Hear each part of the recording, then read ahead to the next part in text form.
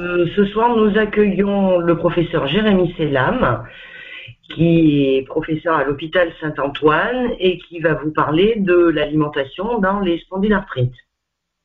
Bien.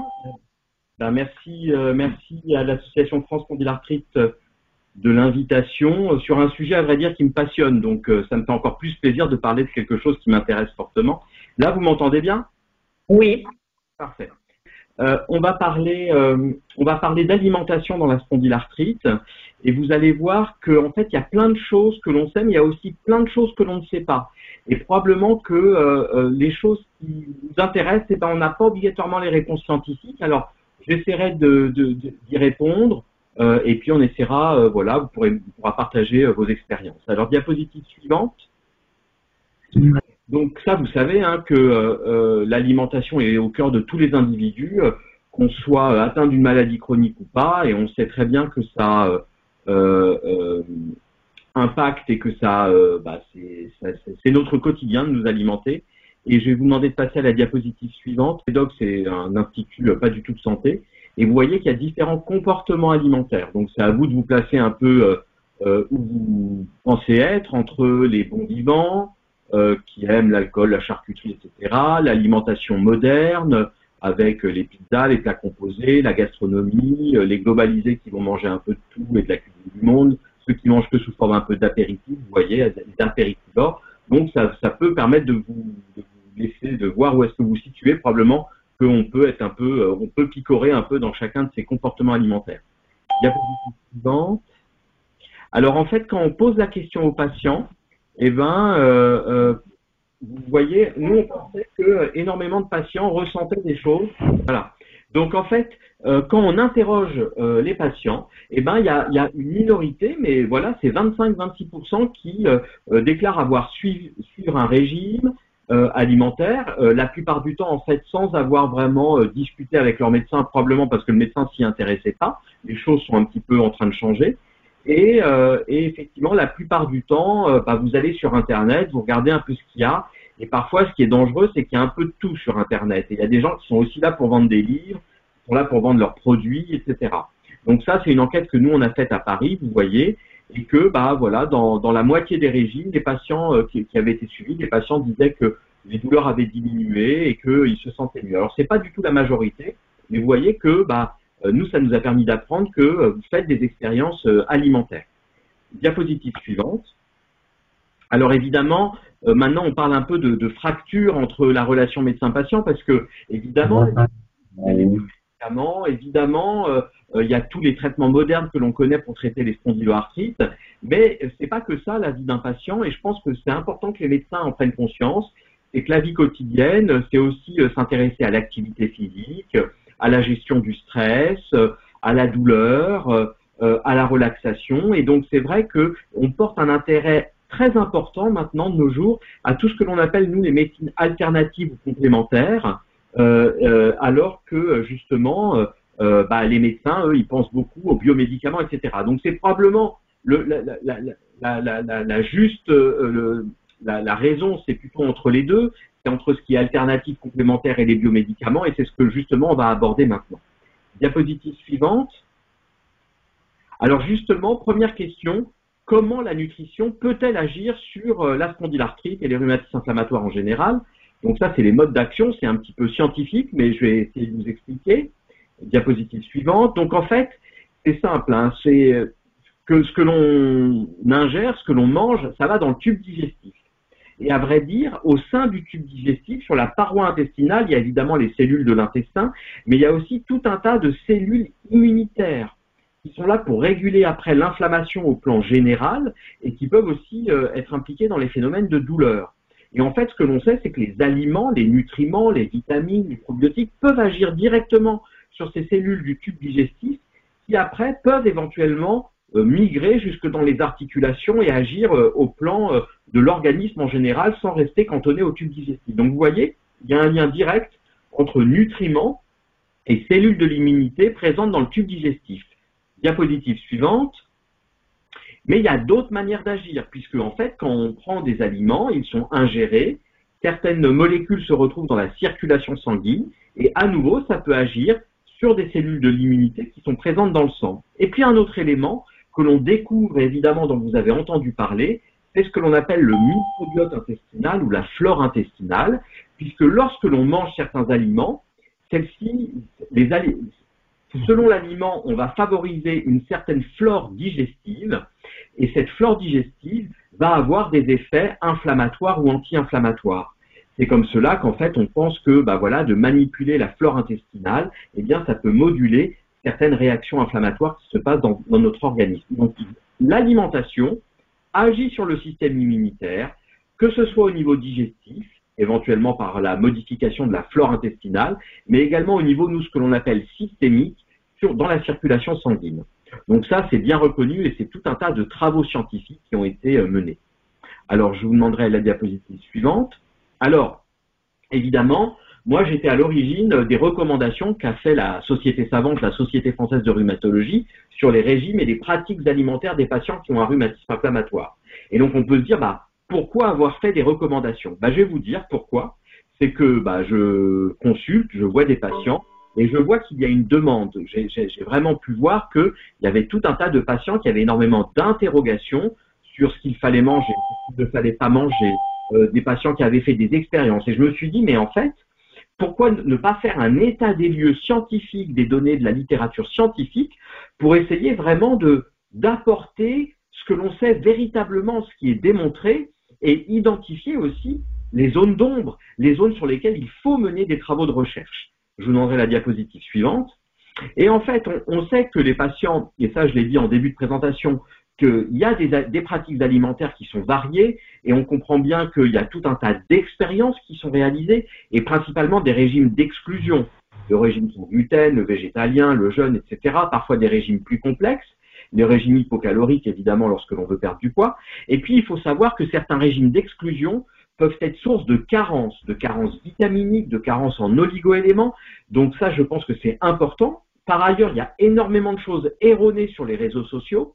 Et donc, moi, je me suis dit, finalement, alors que les patients font plein d'expériences, que parfois, ça peut être dangereux parce qu'on peut avoir certaines carences avec des régimes trop stricts et qu'il y a plein de choses complètement erronées sur les réseaux sociaux avec des gens qui vont se déclarer nutritionnistes, etc., alors qu'ils sont peut-être que biochimistes ou peut-être rien du tout, j'ai proposé à la SFR de vraiment développer des recommandations sur les régimes et les pratiques alimentaires des patients qui ont un rhumatisme inflammatoire, c'est-à-dire spondyloarthrite, rhumatisme psoriasique ou polyarthrite rhumatoïde. Diapositive suivante. Alors, comment on fait? Pour faire des recommandations sur l'alimentation, on ne peut pas faire ça que entre rhumatologues. Les bons ingrédients sont les suivants. Évidemment, il faut des rhumatologues qui voient plein de patients, et ça, c'est ce qu'on a fait. On a pris aussi des plus jeunes qui ont vraiment fait l'analyse extensive de la littérature scientifique. On a également fait participer des nutritionnistes, une diététicienne, et on a travaillé avec les sociétés de nutrition et de diététique. Et puis, on a fait appel à 3 associations de patients, et notamment Monsieur Robert Lepliandre, qui a représenté l'association France Spondylarthrite et qui a participé très activement. Et vraiment, je le remercie et je remercie tous les patients qui ont accepté parce que c'était des grosses réunions où on a abordé plein de sujets parce que c'est évidemment essentiel d'avoir l'expérience de ce que vivent les patients qui ont effectivement une spondylarthrite. Diapositive suivante. Alors, déjà la première chose, et ça fait partie de nos recommandations, c'est de dire qu'il faut s'appuyer sur les données de la littérature scientifique. C'est très important. Et je dirais même qu'il faut aller plus loin. Nous, ce que l'on a recommandé ou ce que l'on n'a pas recommandé, on s'est basé sur les études cliniques menées chez les patients et les études où on avait un comparateur. Parce que 2 choses qui sont importantes. Parfois, ce que vous voyez traîner sur Internet, c'est des choses que l'on a montrées que chez la souris, que sur les cellules en culture dans des boîtes de culture au laboratoire. Et il y a certaines personnes qui ont extrapolé, probablement par excès, les choses ne sont pas fausses. On voit plein de choses très intéressantes chez les souris qui ont des arthrites, mais est-ce qu'on peut les transposer directement sans avoir fait des recherches directement sur les patients? Certainement pas. Donc voilà, on les a pris en compte, mais ça a beaucoup moins d'impact que de véritables études randomisées où on a comparé un régime avec un autre, où là on peut dire voilà, vraiment chez les patients, ça marche ou ça ne marche pas. Quand on regarde la souris c'est pas l'homme, donc on a vraiment voulu s'attarder là-dessus. Diapositive suivante. avant de parler de l'alimentation, vous dire qu'en fait, l'alimentation, si vous souhaitez faire une intervention, si c'est quelque chose qui vous intéresse, je pense que ce qui vous intéresse, c'est de vous prendre en charge globalement.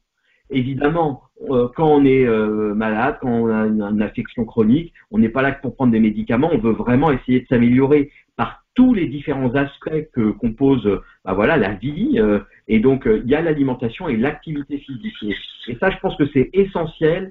Et même si je ne vais pas développer ça, puisque c'est pas le sujet, c'est qu'on sait que l'activité physique a un effet anti-inflammatoire.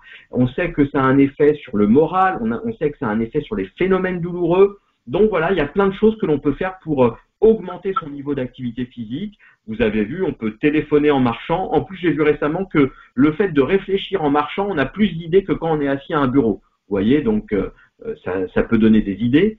Descendre à un arrêt de bus avant pour marcher un petit peu, prendre les escaliers quand on n'a pas trop mal aux genoux, utiliser le vélo si on peut, et puis avoir un peu d'activité sportive. Diapositive suivante. Alors, maintenant, quelles sont les recommandations? Donc, ces recommandations, elles ont été vraiment faites selon les étapes qui sont faites pour faire toutes les recommandations médicales, en fait. Et donc, on les a publiées dans notre revue française de rhumatologie, la revue du rhumatisme, ou John Bonspine. Et donc, tous les détails sont disponibles. C'est un article détaillé qu'on a écrit avec ma collègue Claire Dayen et tous les co-auteurs.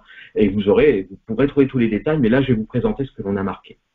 Alors, diapositive suivante. Tout d'abord, ayez en tête que quels que soient les changements alimentaires que vous fassiez, ça ne peut pas remplacer le traitement médicamenteux. C'est une aide supplémentaire.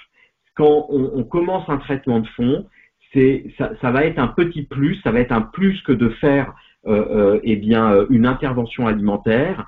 Ça peut peut-être un peu diminuer le traitement, mais il ne faut pas partir dans l'idée que ça va remplacer le traitement. Parce que quelle que soit l'intervention alimentaire, si elle a un effet, ça reste assez modeste par rapport à l'effet que peut avoir un anti-inflammatoire ou une biothérapie, un anti-TNF et autres. Donc ça, c'est important. Ça ne permet pas de guérir. On aimerait bien, mais ce n'est pas le cas. Et donc, il n'y a pas un combat, comme vous pouvez le voir sur cette image, entre des comprimés et une tomate. C'est les deux ensemble. C'est vraiment la solution, c'est de combiner les deux pour vraiment s'améliorer globalement. Diapositive suivante. Et puis, s'intéresser à son alimentation, je pense que c'est essentiel parce que ça permet de s'approprier sa propre prise en charge. Il y a 20 ans, il y avait une vision qui était probablement trop archaïque et descendante, qui était vraiment de réduire les rhumatismes à des prescriptions médicamenteuses. Alors, on la réduisait pas complètement, mais là, on peut dire que maintenant, on va dire le monde médical a bien compris que vous avez un rôle, le patient a un rôle. C'est ce qu'on appelle l'empowerment en anglais. C'est que vraiment on devient acteur de sa prise en charge. Et quand on est acteur de son alimentation, quand on est acteur de son activité physique, quand on est acteur des prises de médicaments, en fait, on va mieux. Parce que globalement, on se prend mieux en charge et on est mieux traité. Diapositive suivante. Et puis, l'autre chose, c'est que l'alimentation, évidemment, ça a un effet sur les articulations, mais pas seulement. Et ça a également un effet sur le cœur. Et ça, c'est important parce que vous savez, on sait que maintenant les rhumatismes inflammatoires sont associés à un peu plus de maladies cardiovasculaires, un peu plus d'ostéoporose. Donc, il faut y penser. S'intéresser à l'alimentation, c'est aussi prendre en compte les effets cardiaques, les effets osseux, et puis prendre du plaisir, parce que ça, c'est une composante qui est essentielle. Et vous allez voir que je suis pas très j'ai quelques réserves sur les régimes restrictifs et il faut pas oublier cette composante plaisir.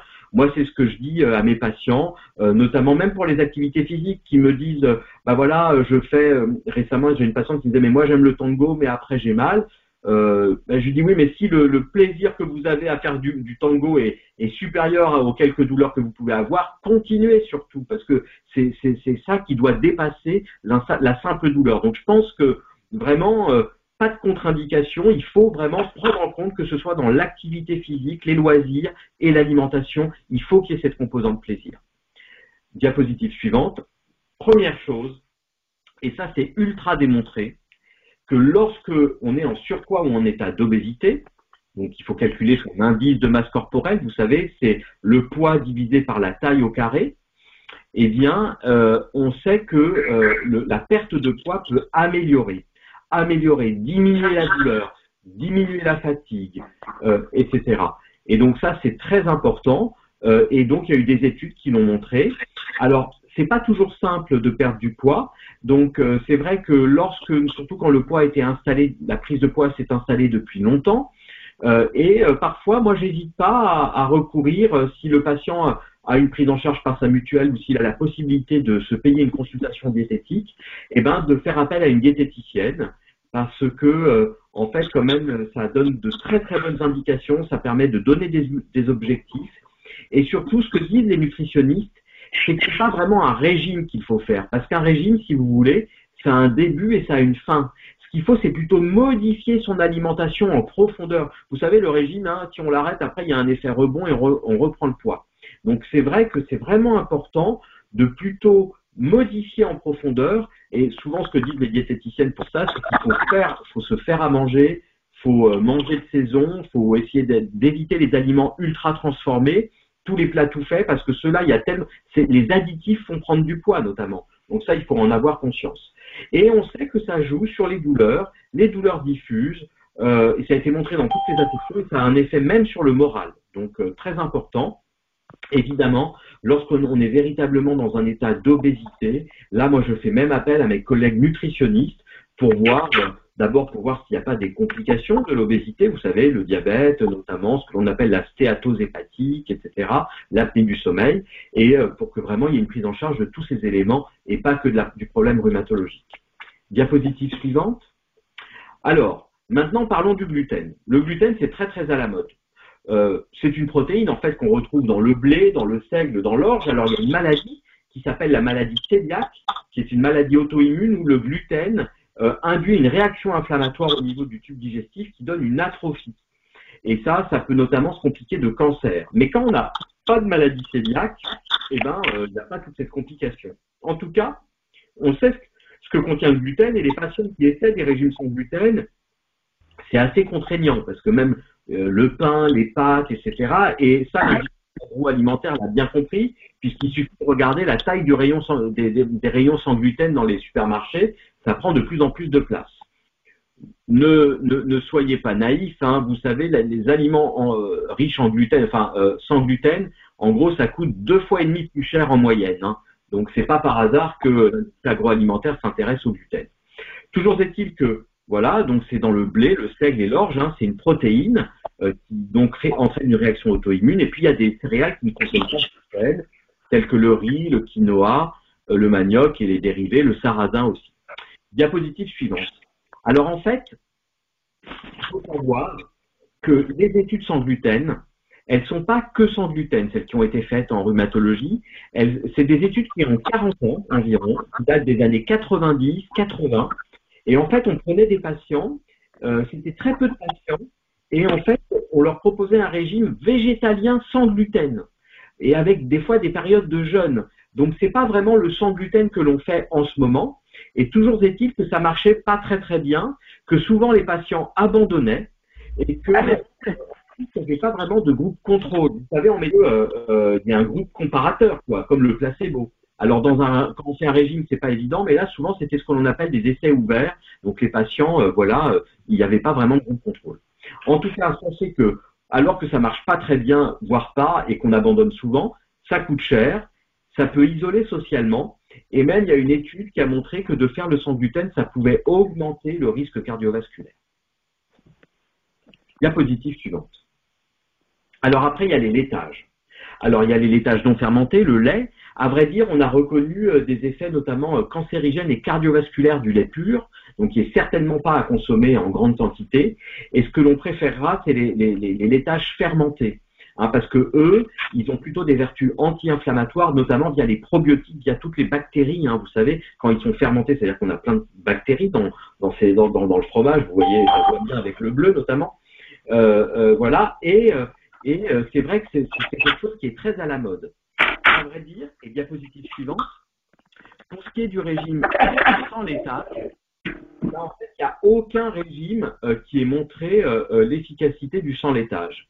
La seule chose que je peux vous dire, c'est qu'aux États-Unis, le lait n'a pas du tout la même mauvaise presse qu'en France, et on rapporte pas du tout ce que nous, on rapporte beaucoup en France et en Europe de dire que le lait augmente les douleurs. Les Américains, pas du tout. Donc, on a l'impression qu'il y a un truc un peu culturel par rapport à ça, première chose. Et deuxième chose, dans les régimes un peu stricts dont je vous parlais tout à l'heure, quand on réintroduisait les laitages, eh ben, il n'y avait pas de rechute articulaire. Donc, je dirais que, en tout cas, il faut faire attention. On n'est pas obligé de consommer du lait. Un adulte, il n'est même pas obligé de boire du tout du lait. Par contre, je pense que c'est important de consommer des laitages fermentés, notamment parce que ça a un rôle protecteur sur les os, sur le cancer, sur les maladies cardiovasculaires. Pas de preuve de l'efficacité. Maintenant, parlons du jeûne. Alors évidemment, le jeûne, il y a le jeûne, on va dire, lié aux pratiques, au culte religieux, et puis il y a d'autres jeûnes. Alors les jeûnes qui ont été étudiés, ça a une quarantaine d'années maintenant. C'était principalement dans la polyarthrite rhumatoïde et c'était des jeûnes stricts, quoi. C'était des jeûnes hydriques. On consomme que de l'eau. Ça durait 7 à 10 jours. C'était drastique, hein. Vraiment, les gens avaient rien le droit de manger. On les complémentait en vitamines, hein, même, parce que vraiment, ils pouvaient se... Et puis après, vous savez qu'il y a les jeûnes intermittents, hein. C'est qu'on ne mange pas pendant 14 à 16 heures. Donc, en gros, on dîne tôt et on petit déjeune pas. Et à vrai dire, ce jeûne-là, il n'a pas encore fait l'objet d'études. Et puis après, il y a les jeûnes prolongés. Alors ça, c'est des cliniques en Allemagne qui proposent ça. Ça coûte assez cher. Où vraiment, c'est pendant 2-3 semaines avec juste un peu de bouillon. Alors c'est bizarre, on paie très très cher alors qu'on mange rien. Mais bon, c'est comme ça. Voilà. Et alors, diapositive suivante. Alors à vrai dire, il y a eu des études qui ont montré des choses intéressantes. Mais à vrai dire, c'était des jeûnes très stricts. Alors ça marchait sur le coup, mais dès qu'on reprenait l'alimentation, ça repartait. Donc, on sait que ça peut complètement déséquilibrer certaines maladies associées, notamment les gens qui sont cardiaques, qui sont diabétiques. Je dirais que, en tout cas, le jeûne strict, par rapport aux bénéfices que ça apporte, c'est relativement dangereux. Ce qu'il faudrait probablement faire, ce serait refaire des études avec les jeûnes intermittents. Mais ça, pour l'instant, on n'a pas d'études sur le jeûne intermittent. Diapositive suivante. Et puis, il y a les autres régimes d'exclusion que sont le régime végétarien ou végétalien. Alors, vous savez, il y a différentes manières d'être végétarien ou végétalien. Il y a notamment la manière la plus forte, c'est ce qu'on appelle le végétalisme ou véganisme, où on ne mange que des crudités, en gros, que des légumes, des céréales, et on va manger ce qui est dérivé des animaux, c'est-à-dire les produits laitiers et les œufs. Et ça, ou le miel, par exemple, tout ça, on le mange quand on est végétarien, mais quand on est végétalien, ce qui est issu de l'animal, on ne le mange pas non plus. Puis il y a le crudivégétarisme, où en plus on mange que cru. Diapositive suivante. Pour l'instant, toutes les études sont négatives. C'est-à-dire que c'est des vieilles études, souvent d'ailleurs, qui sont pas de très très bonne qualité. Il y a peu de patients, et les patients, ils arrêtaient énormément les études parce que c'était pas tenable dans le temps d'être par rapport à l'effet que ça procurait. Un bien que le simple anti-inflammatoire. Et par contre, ça pouvait donner des carences. Vous voyez, ça donne des carences en fer, en vitamine D, en zinc et en calcium, ce qui sont très importants pour le traitement. Diapositive suivante. Alors voilà toutes les carences qui sont possibles ou en tout cas qui existent avec les régimes. Donc tout ça pour vous dire que dans ma conclusion, vous allez voir que s'il y a un souhait de faire un régime comme ça d'exclusion, je pense que c'est important de voir une fois une diététicienne pour vraiment qu'elle évalue et exclue et éventuellement des compléments sous forme de vitamines ou d'oligo-éléments, etc. Parce que sinon, on peut vraiment se poser d'autres problèmes. Voilà, diapositive suivante. Alors après, il y a d'autres régimes. Alors il y a ce fameux régime Seignalais, qui était un médecin de la région de Montpellier. Il y a le régime Kousmine, il y a le régime Paléo où on mange cru comme les hommes préhistoriques. Tous ces régimes ont été très vendeurs. Si vous allez sur Internet, on va vous les présenter comme des régimes miracles pour les douleurs articulaires. Je peux vous dire qu'ils n'ont fait l'objet d'aucune étude. Peut-être que quand on fait le régime, tel ou tel régime, ça marche chez la souris. Est-ce que ça a été testé scientifiquement chez l'homme? La réponse, non. On ne retrouve rien sur aucune des bases de données. Ça a été du déclaratif, ça a été clamé par ces médecins. Et d'ailleurs, certains de ces régimes ont des choses à vendre, que ce soit des livres, des compléments, de l'huile, etc.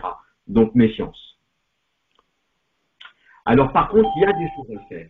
Et vous voyez que là, c'est un grand oui sur les données qu'on a sur le régime méditerranéen et les oméga 3. Je vais détailler ça maintenant dans la suite de ma présentation. Allez-y, voilà. Donc d'abord, le régime méditerranéen, qu'est-ce que c'est? C'est ce qu'on appelle également le régime crétois. Le régime crétois, vous voyez, c'est une pyramide. Le régime méditerranéen, vous voyez, donc il y a la base avec les fruits et légumes, légumineuses. Après, vous avez les poissons, notamment les poissons gras, puis les fruits de mer, les fromages fermentés, le yaourt, et puis après, vous avez les volailles, donc plutôt la viande blanche, les œufs. Et vous voyez que tout en haut, ce que vous mangez moins fréquemment, c'est la viande et les sucreries. Alors, diapositive suivante, voilà quelques exemples, donc ça vous pouvez imaginer. Qu'est-ce qu'on a? On a quand même de la viande, on a du thon, le poulet, donc il y a quand même plein de possibilités, c'est très varié, parce que vraiment l'éventail de légumes est très grand, l'éventail de légumineuses aussi. Diapositive suivante. Alors, le régime méditerranéen, il y a eu plusieurs études qui ont été bien faites. Et ces études ont montré que ça avait un bénéfice. Alors, à vrai dire, le bénéfice, il n'était pas non plus majeur. C'était pas non plus le régime miracle, mais n'empêche qu'on voyait qu'il y avait un effet antalgique, il y avait moins de douleur, il y avait moins de raideur le matin, et globalement, vous savez, quand on pose des questions sur la qualité de vie, on voit qu'il y avait une amélioration par rapport à un régime contrôle. Et puis en plus, on sait que ça fait perdre du poids et que ça joue sur la prévention cardiovasculaire. C'est ça pour vous dire que oui, le régime pour lequel on a le plus de données solides, c'est ce régime méditerranéen. Diapositive suivante. L'autre chose, c'est qu'il y a les compléments en oméga 3. Alors, c'est pas toujours simple, parce que vous voyez, quand on fait une intervention alimentaire, on se dit que c'est quand même pour peut-être moins médicaliser sa prise en charge. Et en fait, oui, il y a eu des études qui ont testé les oméga 3, donc c'est un acide gras, c'est une graisse dérivée du cholestérol, qu'on a dans notre organisme, mais aussi parfois, pour certains d'entre eux, qu'on appelle essentiels, qui viennent uniquement de l'alimentation. Alors, ils viennent de l'alimentation, notamment des poissons gras, de certaines huiles, on va y revenir, mais des études ont montré que les oméga 3, alors vous voyez, ça c'est tout un tas de compléments qu'on peut trouver sur Internet, peuvent avoir un effet aussi sur les symptômes, la raideur matinale, les douleurs, la qualité de vie. Donc ça, je dirais que c'est le plus, c'est pas donc moi je dirais que c'est quand même privilégier le régime méditerranéen. Diapositive suivante. L'autre chose, c'est que donc voilà, dans quoi on peut trouver les oméga 3 de régime méditerranéen? Eh bien, dans les poissons gras, principalement le saumon, le thon, le maquereau, la sardine, le flétan, l'huile de foie de morue aussi, et puis il y a certaines huiles qui sont très riches en oméga 3. C'est des huiles fragiles, il ne faut pas les cuire, elles se conservent au réfrigérateur. C'est l'huile de colza, l'huile de lin, l'huile de noix, et donc c'est plus pour de l'assaisonnement. Effectivement, et il faut faire attention. Et puis il y a des graines qui sont riches aussi en oméga 3, vous voyez, et puis certaines feuilles vertes, le cresson, la mâche, et puis les noix. Donc c'est comme ça qu'en fait on doit pouvoir modifier son alimentation en insistant sur cette part riche en oméga 3, puis si vraiment on veut aller plus loin, on peut prendre des compléments, mais c'est pas du tout obligé. Diapositive suivante. Alors, les oméga 3, vous voyez que globalement, on dit qu'il faut au moins 2 grammes par jour. Vous voyez que 150 grammes de saumon, c'est 3,2 grammes. Une boîte de sardines de 90 grammes, c'est une petite boîte, 1 gramme. Donc, ça veut dire que c'est aussi un moyen pour vous d'augmenter cette consommation en oméga 3. Voilà, les prix sont assez variables en fonction, évidemment. Le macro, ça coûte moins cher que le saumon. Et ce que l'on dit, c'est qu'il faut quand même varier les poissons parce que l'élevage peut contenir notamment certains toxiques, du plomb, du mercure, etc. Diapositive suivante. Et puis dans les huiles, je dirais qu'il y a 3 huiles qui sont importantes.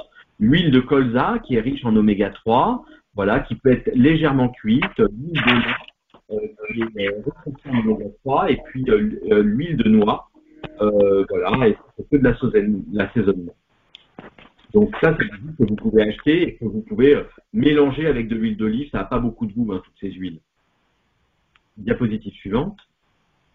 Et puis en fait, quand vous regardez ça, et que vous regardez les recommandations pour la santé générale, vous savez, le fameux mangerbouger.fr, ça c'est ce qui vous est détaillé sur cette diapositive, c'est quasiment la même chose. En fait, c'est du bon sens, c'est-à-dire qu'il n'est pas nécessaire d'exclure tel ou tel aliment. D'ailleurs, souvent, c'est pas un seul aliment qui est la cause des symptômes. Souvent, c'est plutôt une alimentation au sens large.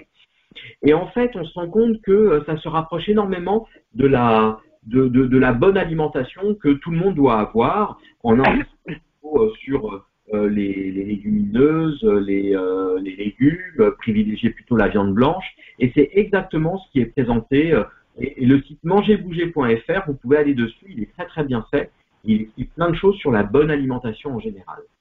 Diapositive suivante. Alors, pour ce qui est après des vitamines, des olégo-éléments et des probiotiques, globalement, on a fait l'analyse et il y a eu beaucoup d'études.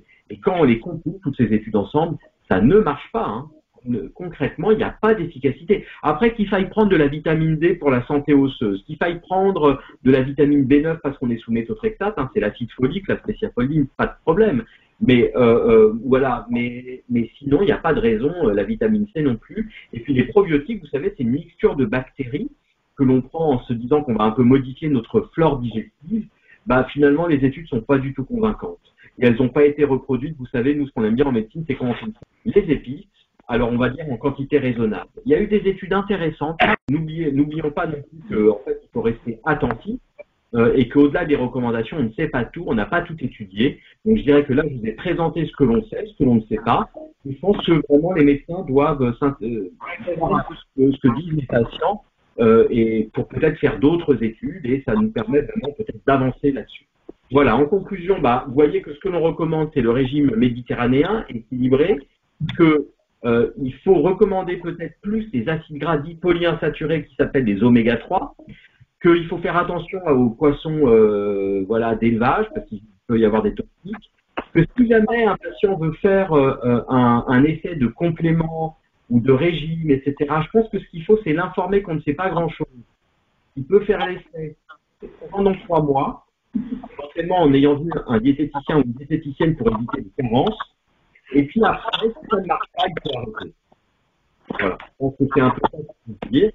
Et puis pour finir, dernière diapositive, c'est qu'il ne faut pas oublier que voilà, l'alimentation, c'est aussi un moment de convivialité, c'est une vraie cause, donc c'est important de l'avoir en tête. Diapositive suivante.